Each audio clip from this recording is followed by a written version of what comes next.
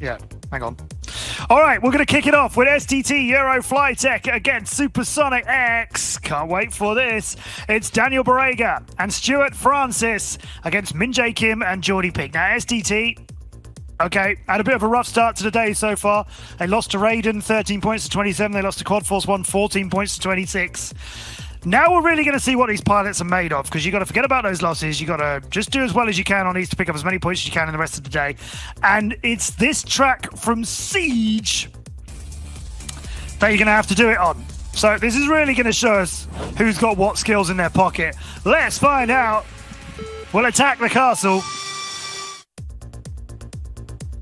Peak, Kim, Borrega and Francis. Bad start for Squid as he's hit maybe the easiest obstacle on this track. First corner of that. Maybe the pressure of it getting a little bit to him. You go around the walls in the opposite direction. And then this thing. Right, we're going to ladder our way up on board with Danube. Then it's a slalom through the top, and that's caught Peak out. And that is just lovely work by Kim and Daniel Borrega on the way down. Then you come through this blue tunnel. Remember, all of that is there in real life. Over the Breitling Gate and splitters back through it. Through the two DCL gates there. And then up over the walls to the Watchtower dive. I know a couple of our pilots love dives, and a couple of our pilots don't. Here's the second ladder. Danube doing well here. He's 1.5 seconds behind Min-Jae Kim, who's going for his 5th win out of 5. Making that work, and Borrega's got him on that turn. Coming through the tunnel. Kim has managed to take the lead back from him just at the end. Less than 1/10 of a second between Kim and Borrega. That is brilliant showing from Daniel Borrega. Min-Jae Kim has got a 100% wins. Still going around in Squid. And he's home. Wow. What a race. Wow. Unbelievable. I'm looking at the first person views is what we call it, FPV, obviously for all the drone enthusiasts. And as soon as they go through the siege tower, it's just a blur. And I have no clue how some of the pilots, and especially Borrega, how he's able to clear it as fast as he does, because Min-Jae Kim was definitely faster over the course of the entire track, but not the siege tower. Daniel Borrega has definitely been practicing some kind of similar obstacle, because he was flying through it. I mean, maybe some people have just got those kind of ladders down. I know from chatting to our pilots, some of them like them, some of them hate them. Okay, well, we give you maybe the worst one you've ever faced. I see in the chat, people are going, Filippo, what have you done? Well, he's given us a challenge and given us some exciting racing. If you're new here, we're the Drone Champions League, the World Championship, professional drone racing teams, the best drone racing pilots flying in our simulator until we can return traveling around the world. Hopefully later on this year, you're seeing Kim and Peak for our Korean team of Supersonic X against Daniel Borrega and Stuart Francis, who we're on board with racing for STT. And look, it's just so complicated at obstacle. You can see Squid having some issues with it. Then everything else is pretty fast for him. Peak has hit the dirt, hit the wall, hit a few things, hit a bit more of Austria as well. Danube doing good work for his team there, and yet Peak has let Francis get in front of him. But as you can see, we saw Francis having some problems with the downwards part of the ladder, and he's got Peak in front of him now as Squid just can't quite get untangled on it. Into the finish gate we all go! Squid's in as well, there it is. Peak was behind, managed to get Stuart Francis as that ladder just took care of him. The Kim, 6 from 6. This just shows the difficulty of the siege tower. You know, Jordy Peak, one of the most consistent pilots across the roster, struggling a lot. Min-Jae Kim also, I saw him hit a couple of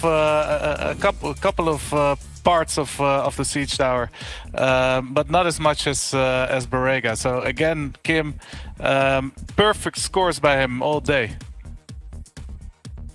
12 points to 8. Kim just bagging wins. That is just unbelievable. I mean, to be honest, from a pilot of his caliber, okay.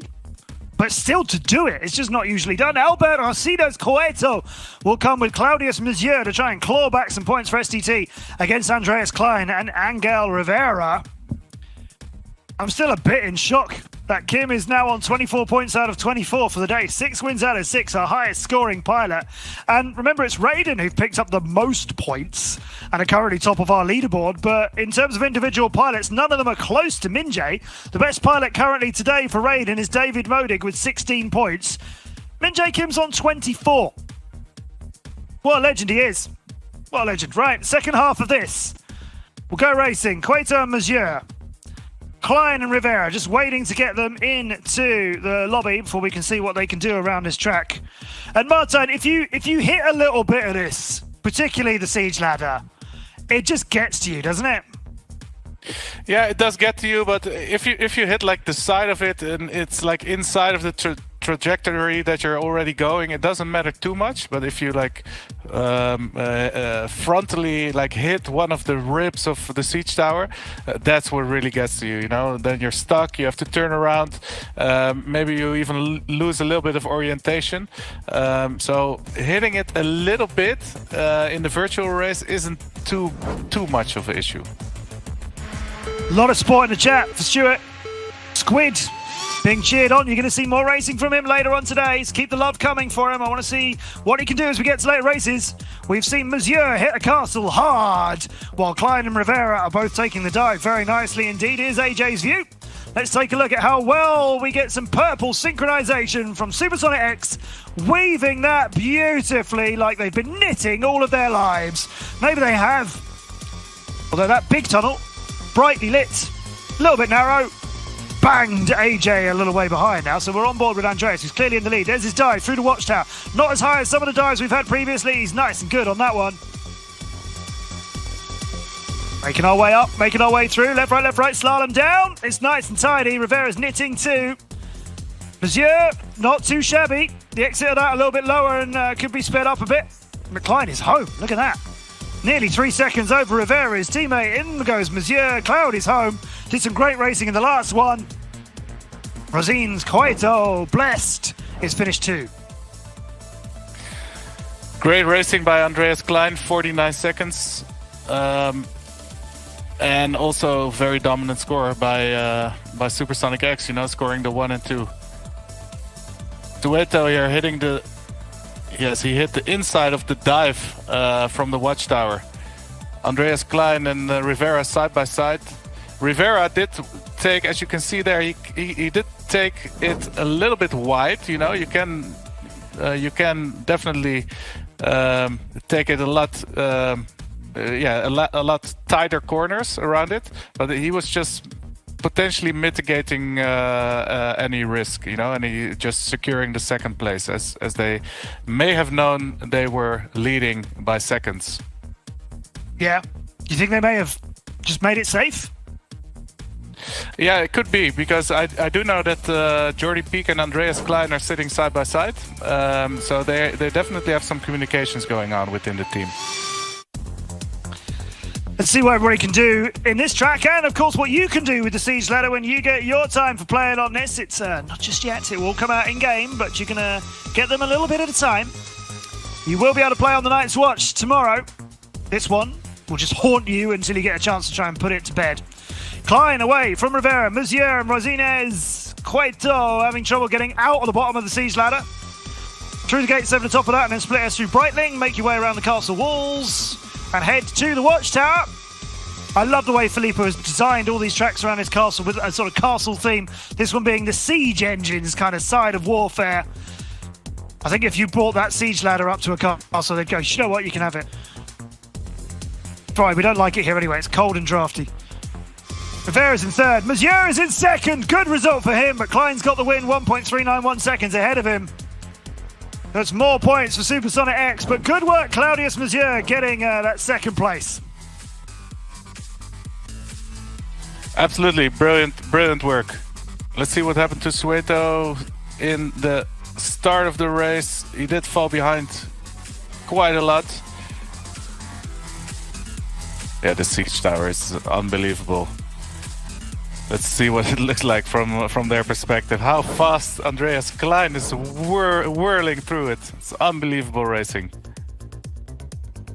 So big score here by Supersonic X.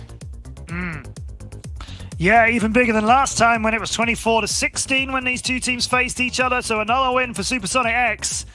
And you have to start to wonder, like, how are SDT feeling? Because they got beaten in the first race in Prop Town by, you know, so many of the other teams. And against those teams again today, they're actually faring worse than they did before. Obviously, it changes. The lineups change, the pairings change, the tracks change. You could take on a team who are really fast and you're very technically minded, and you could take on a team like that, but on a fast track, which you might feel like favours them. It's all randomly drawn. So there are many factors in it. You can't just literally compare one to a previous race. But SDT still getting some points, but it's not coming together for them as quickly as they might like.